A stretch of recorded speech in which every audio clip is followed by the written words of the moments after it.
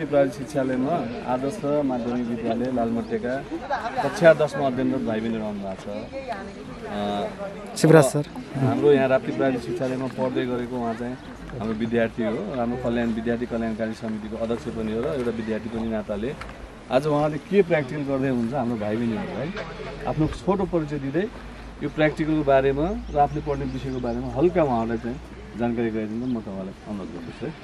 सबैलाई नमस्ते, नमस्कार। मेरो नाम चाहिँ ठाकुर प्रसाद पन्थी, मेरो घर चाहिँ मौरीघाट।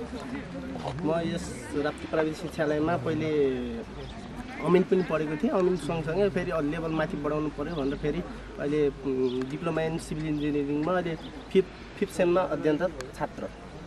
योबाट अब हामी यो पढिसकेपछि हामीहरूले के गर्न सकिन्छ भनेपछि अब बिल्डिङ सम्बन्धित हामीहरूले गर्नु पर्यो। बिल्डिङको कुराहरू हुन्छ, रोडको कुराहरू हुन्छ, सबै कुराहरू हामी घुम्नलाई यताउति आवत जावत गर्न चाहियो, बस्न पर्यो आवासको लागि। त्यो भएको कारणले हामीले योबाट हामी सिभिल इन्जिनियरिङ पढ्यो भने अब हामीहरूले त्यस्तो त्यस्तो चिजहरू गराउन सकिन्छ।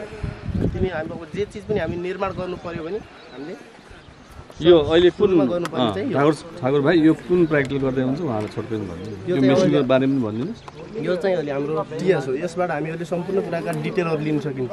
हाइट, लेन्थ सबै कुरा अब यहाँदेखि हामीले त्यो रिफ्लेक्सन गऱ्यो भने त्यो प्रिज्मा भनिन्छ। त्यो प्रिज्मामा हामी हेऱ्यौँ भने त्योबाट हामीले टक्क हाइट, लेन्थ र सबै कुराको डिटेलहरू निकाल्न सकिन्छ। यो डिभाइसले के भन्छ? TS, total station.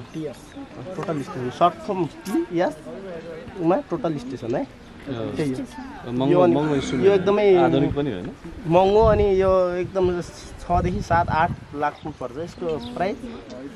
योबाट त्यस्तो हुन्छ, सबै चिजहरू दिन सकिन्छ। अरू चाहिँ अब बिस्तारै अब तपाईँहरू एसएलसी दिइसकेपछि स्कुलमा पढ्न आउनु होला अनि सबै चिज प्र्याक्टिकल्ली एकदम बढी हुन्छ। यसमा पढाइभन्दा धेरै प्र्याक्टिकल हुन्छ। त्यो भएको कारणले पढ्न सजिलो छ।